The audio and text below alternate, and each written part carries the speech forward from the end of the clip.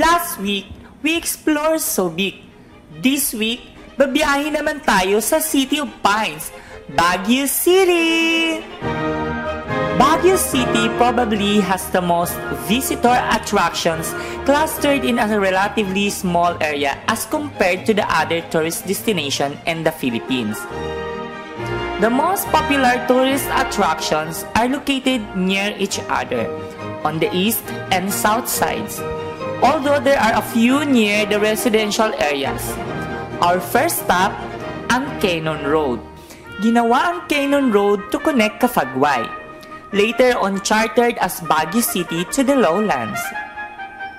Ang makasaysayang kalsadang ito at humigit kumulang sa 30 kilometro at nahahati ito sa tinatawag nilang camps o campo, signifying the establishment of mining camps by the Americans along the way up to Baguio City.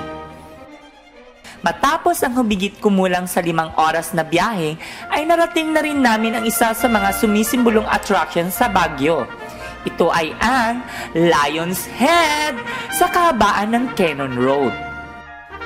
Oh, mga kabiyahero! Nakita niyo ba ang nasa aming likuran ni Francine?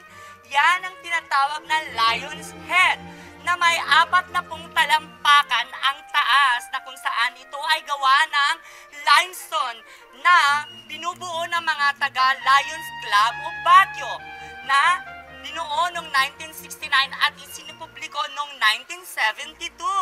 Wow! Diba? Oo naman. At syempre, yung mga gustong pumisita ng Baguio ay usually by land ang kanilang ginagawa. At Correct. dalawa ang daan dito. Isa ay via, syempre, Marcos Highway. At isa naman via Cannon Road. Tayo ay dumaan sa Cannon Road. Na sinasabi, yung mga Americans daw, yung mga Amerikano raw ang gumawa nito. Dahil mula raw kataas-taasan ng Baguio at hanggang sa baba ng La Union, ito ay pinagdugtong. O di ba nga ang saya-saya kaya nandito kami ngayon sa Baguio! Mga kabiyahero, nandito kami ngayon sa Session Road na kung saan ito sa isa sa pinaka-famous na kalye dito sa Baguio. Correct! Diba?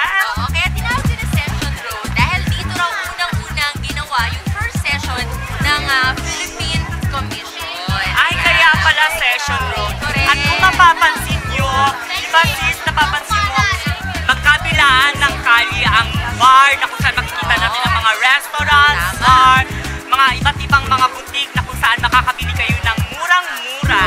Oo, syempre ang Baguio ay kilala sa mga UK, mga Correct! Na kung ukay. saan mga brand new UK yan. Oo, at saka talagang kakaiba talagang mga mabibili nyo dyan sa UK na sa mga ukay na yan. Parang gusto ko siyang i-experience eh. Oo nga eh. Tingnan natin, mami, kung Tingnan natin. makakahanap tayo. Makakahanap tayo ng mga sinasabi nila dito sa Session Road na mga UK na sobrang mura nga daw. Kaya, let's go! Session na tayo dito sa Session Road!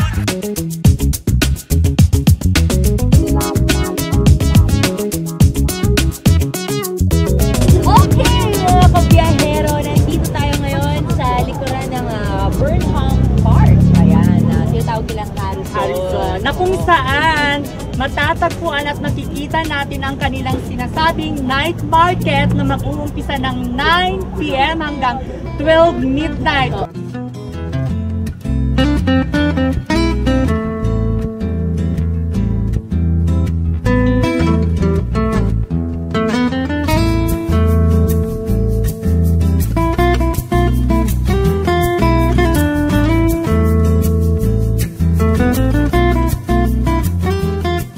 Huwag kayong aalis dahil sa aming pagbabalik, makikita nyo ang napakagandang hotel na aming tutuluyan.